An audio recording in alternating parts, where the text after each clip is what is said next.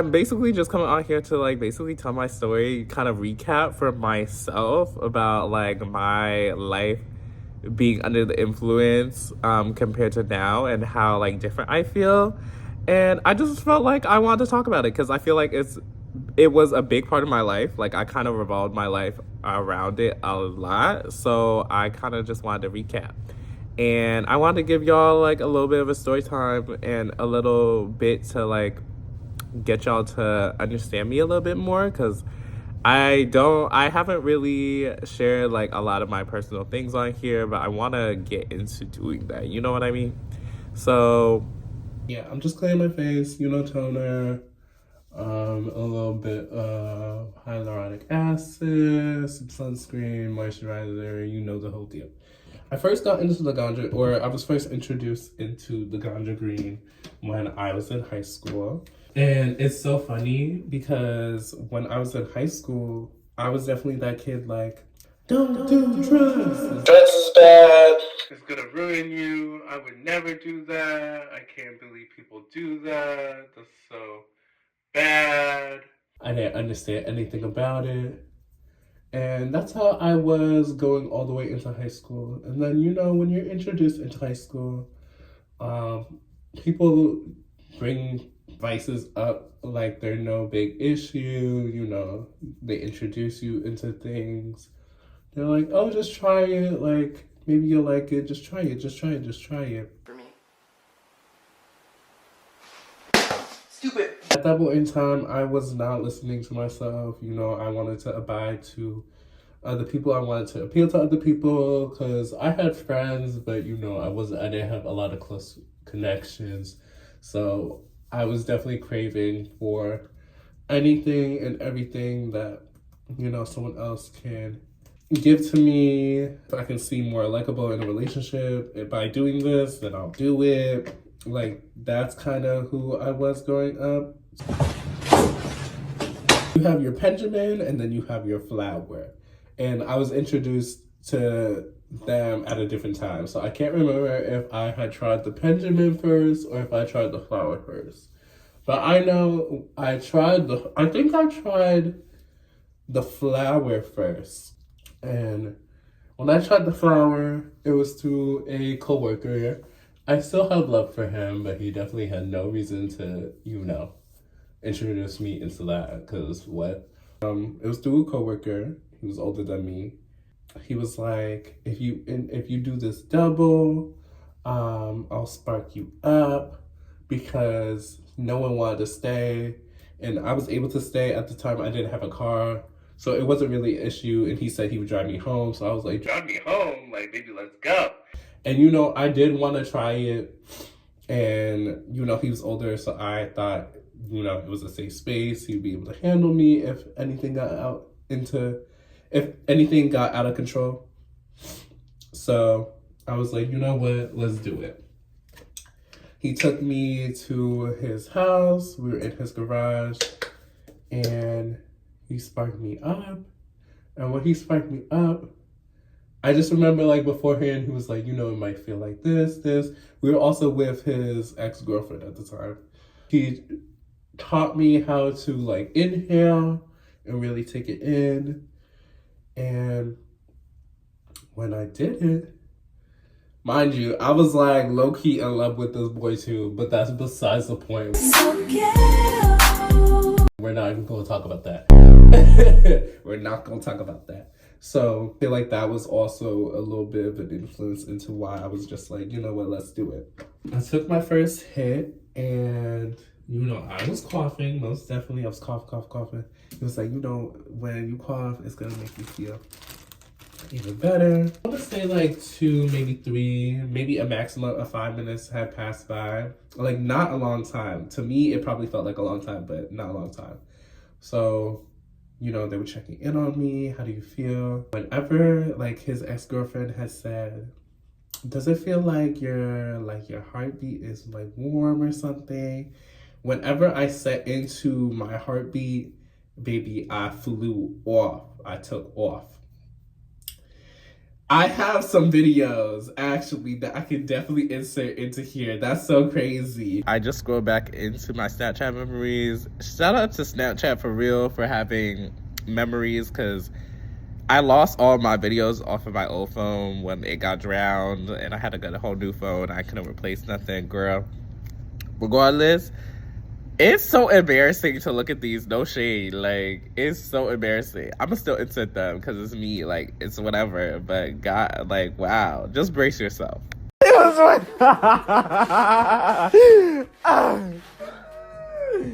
how long does it take for you to calm down? Holy fuck. Your eyes are red too. I feel like you're floating and happy. Yeah, but it'd just be funny. Like, and until it walked in, you would just laugh. But they're on my Snapchat. Ciao. When I tell you just loud, yelling, not like screaming, but like I was safe. I was good. It was fine. I was just laughing a lot. Definitely a fun experience. Definitely like something I remember to this day. I get my memories every so often if I even go on Snapchat, because I don't use Snapchat like that. Just a really funny experience. Went home, had a fun time at home too. You know, it was late, so no one really bothered me. And I was still feeling the effects the day after, and I went to school the day after. Hello? That happened. After that, I was introduced into it. I started hanging around certain people who did it. Like, it's just so happened that some of my friends were already doing it, and it was like, okay, cool. And I wanna say that was like when I was 16.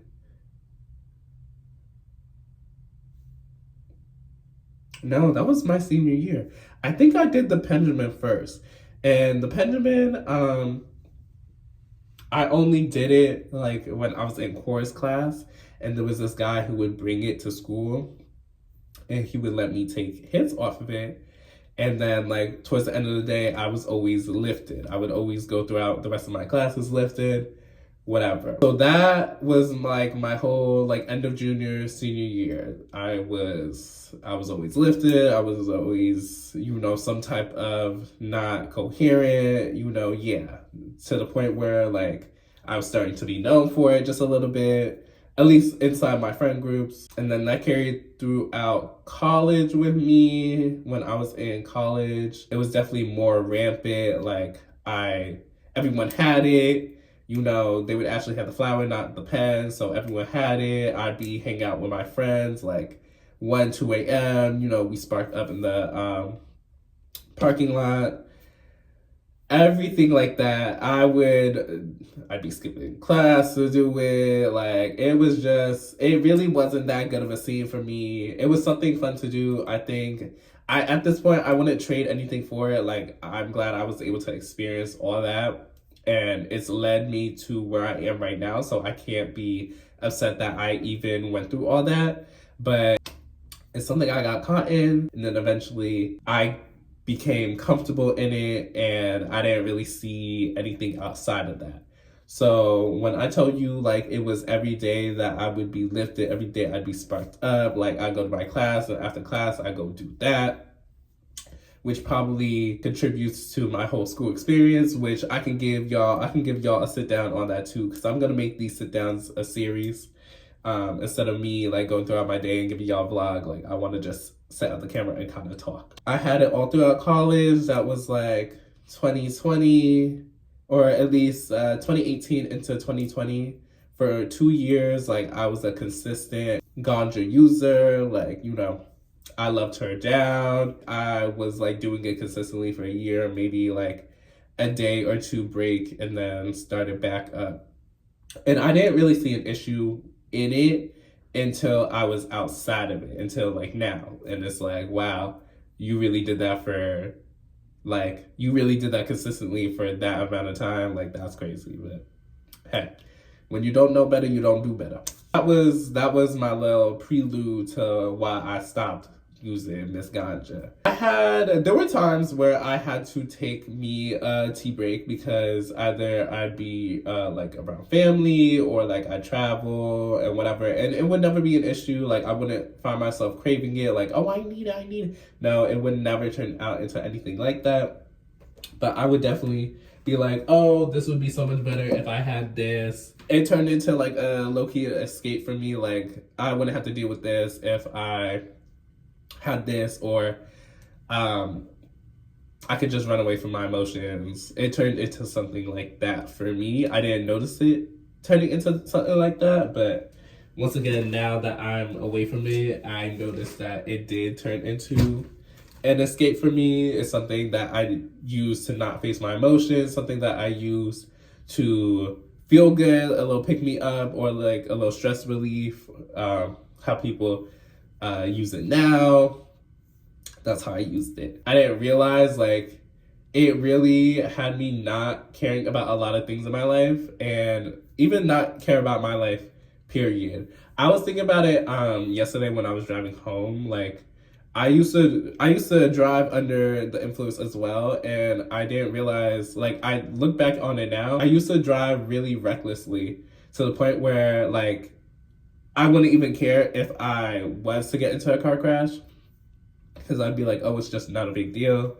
But I had to take a step outside of myself and think about the other people in the other car who would be involved in the car crash as well. Like, it's not just about me. It very much is about other people as well. So I feel like it really got me in a selfish mindset as well, which I think it is good for you to be selfish at times, but when it comes to other people's safety and other people's health, you do you have to take things into account. During college, I was using it. I ended up going to a different college. I took a year break, and on that year break, I was still using it, showing up to work every single day, just lifted. There were some days I would wait till afterwards, but for a majority of time, and especially because my manager was using it too, I would, or on it too, using on it, whatever, off it. I'd be off it too. And so I didn't see no issue. So I took that year break. I ended up deciding that I wanted to go back to school and study. And this woman, I have to give y'all story time on this woman too, but that's at a later date. I ended up moving to Iowa for like half a year. I came back and then I went back again. So when I originally left, I knew that I couldn't bring anything with me. So I put all my stuff to the side. You know, I had my little collection at this point, so I put everything to the side and I went to Iowa. So when I was in Iowa, I didn't use it for those many months that I was there. First time, I didn't have access to nothing, so I didn't partake in the ganja for like half a year, like a couple months, maybe 3, 4, 5 months. I didn't do anything. And I kind of just, it was a time where I kind of rediscovered myself as well, because I was dealing with other stuff at home too. So like I really had to face myself in those moments. And I think through not having my little escape that I basically used it for, I really had to face myself and confront a lot of emotions that I put away, that I didn't deal with, and actually like address them and actually try and move through them and like confront people that I need to confront, do what I needed to do, essentially. Stop letting people, this is when I was like, I really stopped letting people use me, because I know I'm a good resource, and I had to stop letting people use me for the good resource that I am. Child, the year that I definitely had times where I was like, I wish I could use it at this point, or I wish I had something at this point, but it was just me, myself, and I thought I was creating good relationships. Turned out I wasn't, but that's besides the point. It was so early into my journey that I didn't even really understand what was going on. So I ended up coming home for the holidays. During my I was home for up until from November to April. Yeah, from November to April, I was home, still not using it, still fine. At this point, I was really fine off it. I was like, yeah, I don't need this. Like, it's really fine if I don't have access to it. Then again, I was in an environment that I couldn't really use it because I didn't want unwanted eyes on me and unwanted attention. So I was like, you know what? I could just give this up for this time being. I can be cool. I ended up deciding that I was going to go back to Iowa for school because I was only staying for a X amount of time. I have another story I can tell on that too. Child, I got stories, boots. I ended up going back to Iowa. And before I went back, I met up with a friend and we had like picked up some stuff and basically a pendulum for me and a little, for the ride home. Because I took the train so I could take stuff with me. Because on the train, on the Amtrak, they don't check you, baby. No shame. I ended up taking some stuff back with me. And at that point in time, I had basically inserted myself back into Miss Ganja. And I went, like, it was a great time while I was back on her. I was on her. It started giving me unwanted attention. I don't know. I still have yet to know. I don't want to know. There's like, with the other story I'm going to tell, it's going to explain what had happened. But I still don't know what happened during that. I don't need to know. It's going to stay how it is, whatever. I eventually had to come back home. During that, I was like a couple months into me being in Iowa. I had Miss Ganja, and then, like, I want to say 2 months before I left, I didn't. But during that time, I was still good.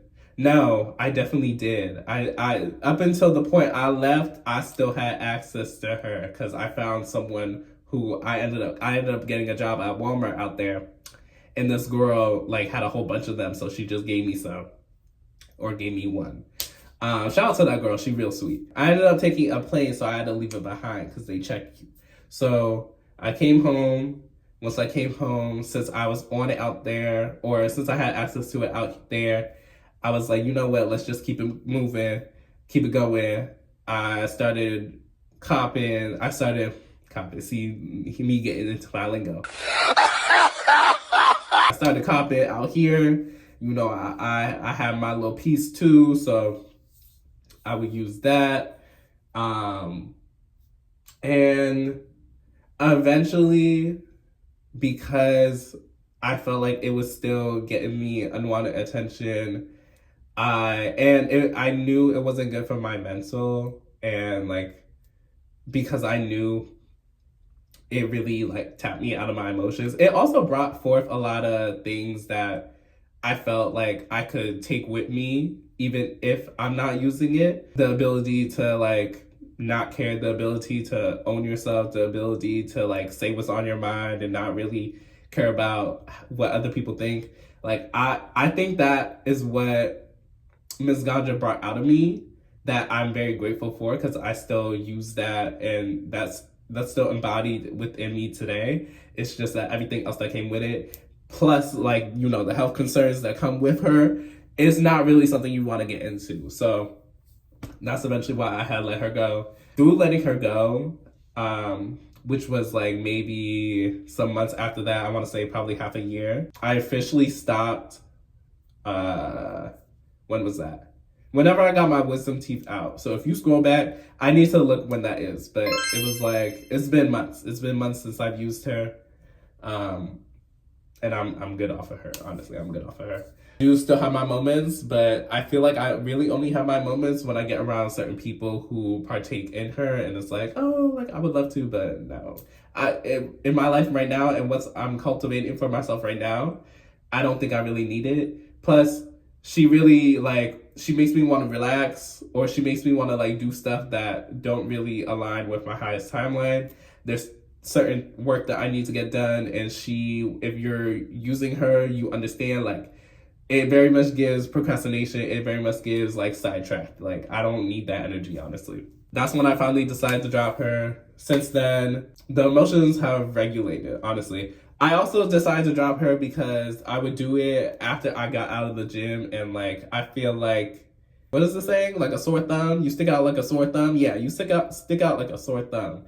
Like it's the attention that it draws for me. Like I just don't need that. Especially when I'm doing it, like I don't want, like I just want to vibe out by myself. And that seems to never be the case. So it was like, well, baby, you gotta let something go then. I feel like Ms. Ganja is really pushed in our community, in the Black community, period, because it very much does keep you in a certain like state of mind and in a point in time of your life.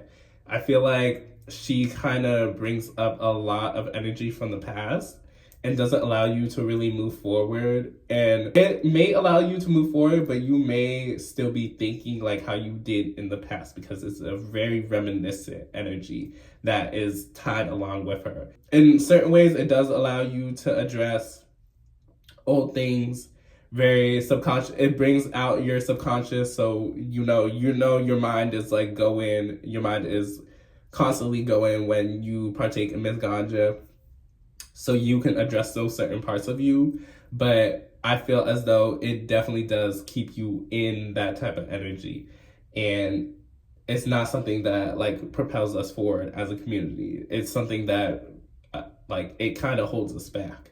That's how I see it. That's another reason why I won't be partaking in her anymore. Do I think it's something you can do from time to time? Sure. Like it's something that brings you some type of stress release, or you just like the feeling that it gives you. That's cool. I don't think it's something that you need to be doing every single day. I don't think it's something that is going to bring you that prosperity that you're looking for in your life. If you have that, I don't really think you would turn to Miss Ganja, if I'm being honest with you, because you would get that from other places in your life compared to what you get from her when you partake in her. Honestly, speaking on my life now compared to when I was partaking in her, I feel like I'm a lot more emotionally stable. I feel like I wasn't crashing out and everything whilst I was using her, because I feel like a lot of those emotions would be suppressed, and it would give like a I don't care energy. But these days, like I do care. I just choose how I want to respond to certain things, compared to back then where I would just be like, I don't care, and not think anything else of it.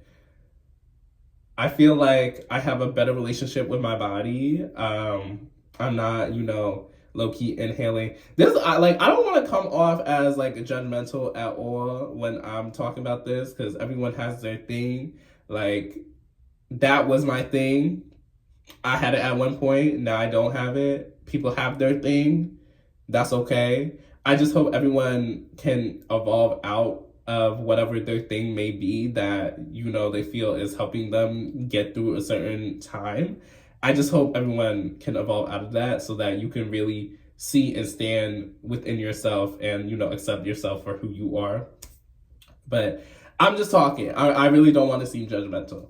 I have a better relationship with my body. I have a better relationship with my money. I'm not spending every week or 2 weeks or a month or so to re-up on, what's going to get me by. I'm simply just living life. All that money is now being allocated to something else. Me being in the gym, I'm working on my endurance. I'm working on my fitness. I'm working on my body, which is in turn going to fight anything, or at least minimize anything that I have went through and like put myself through prior to that. I can also tell my breathing is not that cute due to that. Like I can already tell it's due to that, and hey, it's what I put myself through.